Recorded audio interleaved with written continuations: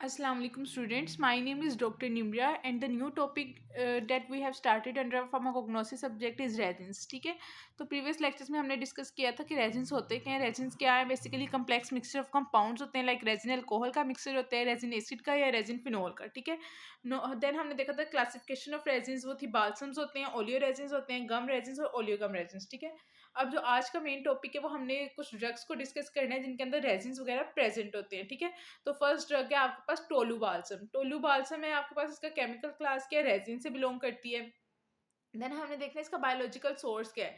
इसका biological source आपके पास आता है माइरोजाइलोन बाल्समम. ठीक है, क्या है? माइरोजाइलोन बाल्समम. इसको आपने अंडरलाइन भी जरूर करना है, सॉरी मुझे याद नहीं रहा. देन आपने इसकी फैमिली लिखना है कि इसकी फैमिली है लेग्यूमिनेसी.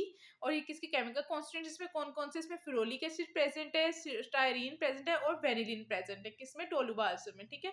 नेक्स्ट इसके यूजेस आ जाते हैं कि इसके यूजेस में क्या है. इसके यूजेस में आपको आ जाता है कि एक्सपेक्टोरेंट के तौर पे यूज करते हो, मतलब म्यूकस वगैरह को एक्सपेल करने के लिए.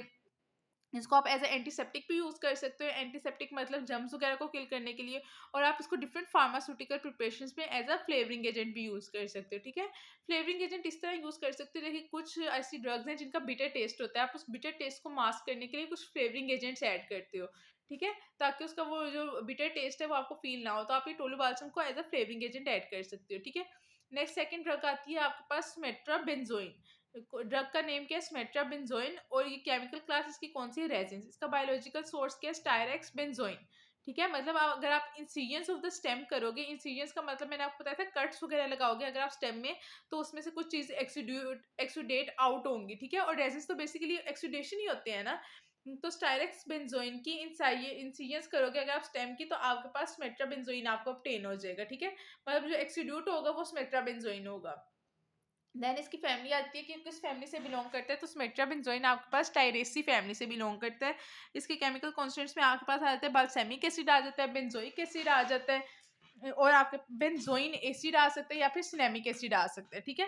देन इसके यूजेस आ जाते हैं कि आप इसको यूज कर सकते हैं एज अ कॉम्बिनेटिव, मतलब फ्लैचुलेंस वगैरह को ट्रीट करने के लिए, डायूरेटिक को तौर पर यूज कर सकते हैं जिससे आपकी यूरिनेशन इंक्रीज होगी.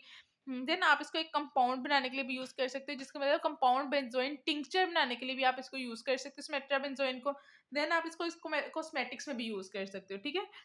तो ये स्मेट्राबेंजोइन हो गया. बायोलॉजिकल ओरिजिन क्या है? स्टायरेक्स बेंजोइन स्टायरेसी फैमिली है, केमिकल कॉन्स्टिट्यूएंट्स ये प्रेजेंट है और यूजेस ये हैं. ठीक है. जो थर्ड ड्रग है आपके पास वो आती है कोलोकिंथ. ठीक है. ये क्या है? ड्रग का नाम कोलोकिंथ है. इसके सिनोनिम्स आ जाते हैं, आप इसको क्या कहते हो? बिटर एप्पल भी कह सकते हो इसको, या बिटर कुकम्बर भी कह सकते हो. ठीक है. केमिकल क्लास क्या है इसकी केमिकल क्लास रेजिन्स है. और ये किस फैमिली से बिलोंग, केमिकल क्लास क्या है? रेजिन है. और इसका बायोलॉजिकल सोर्स आपके पास है सिट्रोलस कोलोकिंथिस. ठीक है. और ये कैसे ऑब्टेन करते हो? From the dried pulp of unripe but fully grown fruit. ठीक है. फुली ग्रोन फ्रूट होगा आपके पास लेकिन वो अनराइप होगा, उसकी पल्प से आप ये ऑब्टेन करते हो. ठीक है. देन इसकी फैमिली आती है, इसकी फैमिली में आता है आपके पास क्यूकर्बिटेसी. कौन सी फैमिली है? क्यूकर्बिटेसी. और इसका केमिकल कॉन्स्टिट्यूएंट है आपके पास क्यूकर्बिटेसिन ई. ठीक है. देन इसके यूजेस आ जाते हैं, इसको आप यूज करते हो एज अ कैथार्टिक. कैथार्टिक का मैंने आपको बताया था कि कॉन्स्टिपेशन को ट्रीट करने के लिए आप यूज करते हो. मैंने आपको बताया था ना, लेग्जेटिव, परगेटिव और कैथार्टिक, ये तीन होते हैं आपके पास. इन तीनों में डिफरेंस बेसिकली क्या होता है कि कुछ आपके पास माइल्ड कॉन्स्टिपेशन को ट्रीट करने के लिए होते हैं, कुछ स्वेयर कॉन्स्टिपेशन को ट्रीट करने के लिए. तो ये कैथार्टिक के तौर पर भी यूज हो सकता है, मतलब कॉन्स्टिपेशन को ट्रीट करने के लिए. मैंने आपको एलोवेरा का भी बताया था, वो भी कैथार्टिक के तौर पे यूज होता है. ठीक है. और कोलोकिंथ का यूज किया कि आप इसको एंटी कैंसर के तौर पे भी यूज कर सकते हो, मतलब कैंसर के अगेंस्ट भी इसको यूज कर सकते हो. ठीक है. तो आज के लेक्चर में हमने देखा कि रेजिन्स की जो तीन इंपॉर्टेंट हमारे पास ड्रग्स है वो कौन कौन सी है. फर्स्ट ऑफ ऑल आपके पास टोलू बाल्सम है, देन स्मेट्राबेंजोइन है और कोलोकिंथ है. ठीक है. इनके बायोलॉजिकल ओरिजिन देखे हमने, फैमिली, कॉन्स्टिट्यूएंट्स और मेडिसिनल यूजेस देखे. ठीक है. नेक्स्ट लेक्चर में जो हमारे प्रोडक्ट्स हो रहेंगे उनको डिस्कस करेंगे. अगर आपका कोई भी क्वेश्चन हो तो आप पूछ सकते हो. ओके.